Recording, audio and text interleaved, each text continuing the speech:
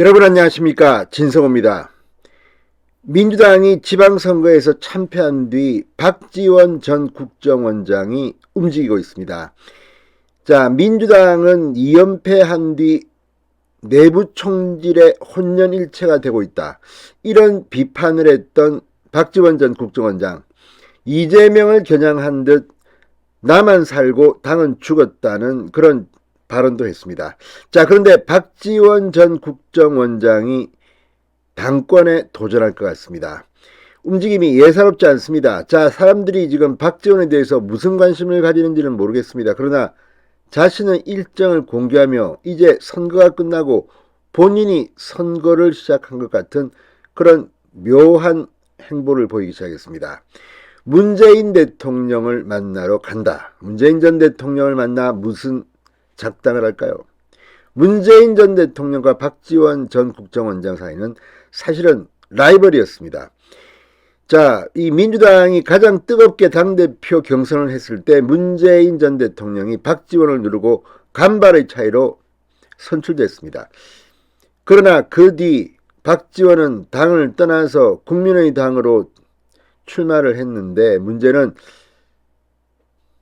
총선에서 낙마한 지 3개월 만에 문재인 전 대통령이 국정원장에 발탁합니다.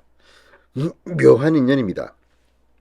애정이 교차하는 사이인 박지원이 왜 이런 움직임을 할까요? 박지원 전 국정원장은 80이 넘었습니다.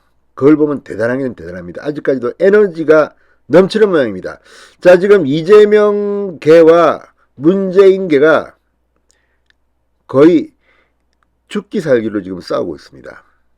이런 가운데 박지원이 양측을 다 비판하면서 등판을 시사했습니다. 자, 박지원 전 국정원장, 이번 주에 문재인 전 대통령의 양산 사저를 방문한 데 이어서 김대중 노무현 전 대통령 측 행사도 참석한다고 합니다.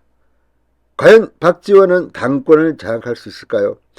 모르겠습니다. 돈이 엄청 많다는 설도 있고 아니다는 설도 있고, 선거 이런 거 할 때 그런 거 잘합니다. 그런데 나이가 80인데 정말 민주당이 지금 긴장하고 있습니다. 어쩌면 이번 전당대회에서는 이재명계와 문재인계가 싸우다가 어부지리로 다른 사람이 될 가능성이 있습니다.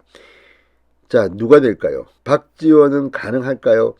중요한 것은 이번에 민주당 전당대회 8월 말에 열리는 그 전당대회에서 선출되는 대표가 2024년 총선 공천권을 쥐게 됩니다. 아마 거의 피 터지는 혈투가 벌어질 것 같습니다. 진성호의 융단 폭격 시작합니다. 더불어민주당을 융단 폭격합니다. 방송에 앞서 아직 진성호 방송의 구독자가 아니신 분은 붉은색 구독 버튼 눌러주십시오. 더 좋은 방송으로 보답하겠습니다. 자, 민주당이 지방선거 참패한 뒤 정신이 없고 내용에 빠져들고 하는 가운데 박지원이 등장했습니다. 친문, 친명을 싸잡아 비판하면서 모종의 각오를 했다, 이렇게 밝히고 있습니다. 게다가 지금 민주당의 호남세가 움직이기 시작했다는 말이 나오고 있습니다. 이낙연은 미국으로 갑니다. 그러면 호남세가 어디로 모일까? 박지원이 될 가능성도 없지 않아 보입니다. 자, 박지원 전 원장이 호남으로 내려가면서 페이스북에 5.18 묘역 참배, 봉하마을 방문, 문재인 전 대통령 사저 방문 등 5일부터 7일까지 자신의 일정을 밝힌 데 이어 오는 10일 고 김대중 전 대통령 부인 이희호 여사 3주기 추도식 참석 계획을 밝히면서 김대중 대통령님 네 분께 각오를 다짐하겠다고 밝혔습니다. 자, 이 페이스북 글은 5일날 호남으로 내려가면서 올린 건데, 이날 5.18 묘지를 참배했습니다. 그리고 쫙 갑니다. 5일부터 7일까지 봉하마을 문재인 순서대로. 그리고 10일날은 이희호 여사 추도식입니다. 이렇게 미리 공지하는 것은 내가 이제 움직일 거라는 걸 예고하는 것 같습니다. 자, 오늘 이런 거를 또 올렸습니다. 빈대 잡으려다 초가 삼간 태운다는 말이 떠오르는 요즘 민주당 집안사정. 2연패 했으니 노선투쟁 등 피터지게 싸우려 했지만 그 싸움이 민생 및 개혁 방향 다른 실종되고 인신 공격만 난무한다. 국민이 납득하는 싸움을 해야지 너 죽고 나 살자 한다면 3연패가 기다릴 뿐이다. 국민이 민주당에 무엇을 바라는가를 그렇게 모르시겠나. 이런 싸움은 그만하라고 목소리를 높였습니다. 자, 이 말은 2연패, 3연패, 반대로 국민의힘은 2연승, 3연승입니다. 사실 2연패가 아니라 3연패입니다. 지난해 4월 7일 서울시장, 부산시장 보궐선거로부터 대통령 선거, 지방선거까지 3번입니다. 사실 그 단초는 4월 7일 지난해 서울시장 보궐선거였습니다. 그때 국민들의 마음을 확인했습니다. 그리고 3연승을 했습니다. 계속 이변이 일어났습니다. 민주당은 지금 안 되는 쪽으로 가고 있는 겁니다. 자, 그리고 내부에서 이렇게 싸움하는, 죽기 살기로 싸우는 이런 것들이야말로 당이 망해가는 징조입니다. 국민의힘 역시 지금 당권 또는 이 내부 이제 또 권력투쟁이 시작될 겁니다. 이걸 잘 넘겨야 됩니다. 멋지게. 자, 일하면서 진짜 싸움을 하라. 여당 독주를 견제하고 경제, 특히 물가 대책에 여야정이 머리를 맞대고 야당답게 싸울 때 국민의 신뢰를 회복하고 지지를 받을 수 있다. 이제 박지원이 이런 말을 하는 이유가 뭐겠습니까? 지금 박지원은 윤석열 대통령한테도 아부를 하는 듯 마는 듯 뭐 이상한 발언들을 합니다.